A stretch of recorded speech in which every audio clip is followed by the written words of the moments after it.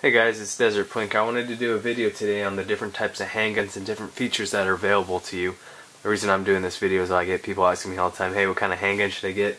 This kind of gives you an idea of what's available to you and what kind of features are available to you. I'll start off with my revolver.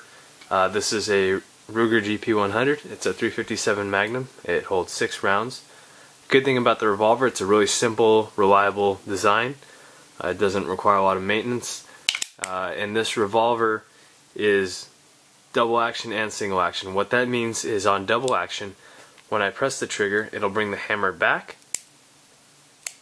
and forward. On single action, the hammer starts back and goes forward when you press the trigger.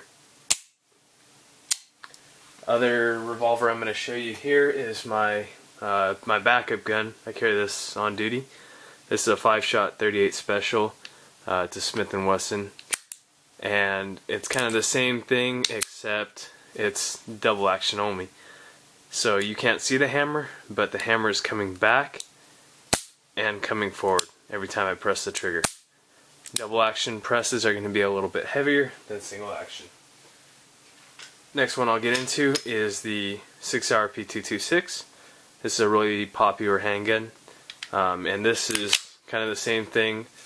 In the sense that you have double action and single action, but being a semi-auto, you're going to have single action after the first press. What that means is if you're going to be carrying this loaded with one in the chamber, you would decock it, so that first press is going to be double action. You can see the hammer coming back and then coming forward.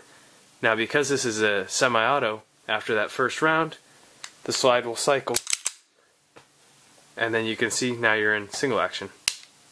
Okay, the thing I don't really like about the SIG is I don't like the trigger reset. So after you press, the slide cycles. I don't like how far you have to come out and then take the slack back in. But that's just a personal preference. I still think it's a great weapon, and it's really popular, and a lot of law enforcement agencies use it. Next one I'll get into is the Beretta 92FS. This has a safety, so you can decock it, and right now it's on safe. If you flip your decocker up, now you're on double action, so that first press brings the hammer back and then it falls, and then the slide will cycle, and now you're in single action. So this might be an option if you want a firearm with a safety. This has the decocker and the safety. Next one I'll get into is the 1911. This is a really popular design. It's been popular for a really long time, and it's overall just a great weapon, really accurate. And the difference between this and the other semi-autos I've showed you is this is single action only. So that means the hammer starts back, you press, and it cycles. The nice thing about 1911s and single action pistols like this is they have really nice triggers. The other thing about the 1911 is you have multiple safeties. You have this safety right here that you manually flip down so nothing would happen. The other thing is you have this grip safety. So I can't press the trigger unless I'm holding up here. Last one I'll get into is the Glock. I'm a big fan of Glock. I carry one on duty and off duty. I carry the 17 on duty and the 19 off duty. I'm not saying the Glock is the best. I'm just saying that personal preference, I really like the Glock. So Glock is striker fired, so you don't see a hammer or anything there.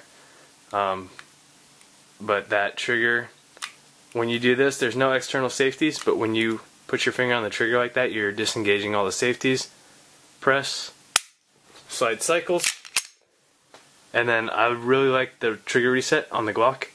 It's really crisp, and you don't have to take the slack back in like you do on the SIG.